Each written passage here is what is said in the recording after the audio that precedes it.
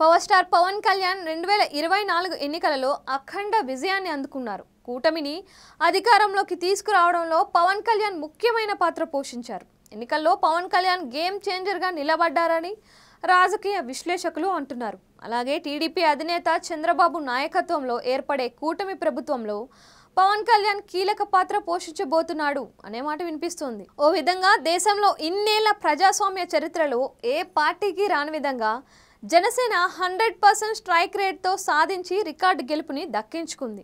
పవన్ కళ్యాణ్ భారీ మెజార్టీతో గెలవడంతో పాటు తనతో పాటు పోటీ చేసిన ప్రతి ఒక్కరిని గెలిపించుకున్నారు. ఈ గెలుపుతో ప్రజలు తమకి పెద్ద బాధ్యత ఇచ్చారని పవన్ కళ్యాణ్ చెప్పుకొచ్చారు.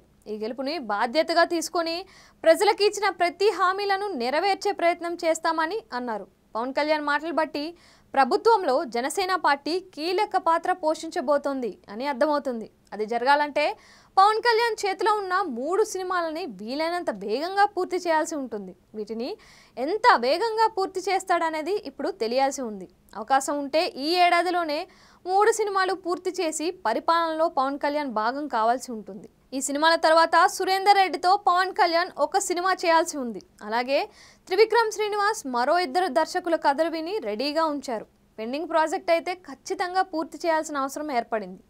ఆ తర్వాత పవన్ కళ్యాణ్ సినిమాలు చేస్తాడా లేదా అనేది తెలియాల్సి ఉంది. అభిమానులు సైతం ఈ 5 ఏళ్ల కాలంలో పవన్ కళ్యాణ్ నుంచి సినిమాలు రావాలని కోరుకోకపోవచ్చు.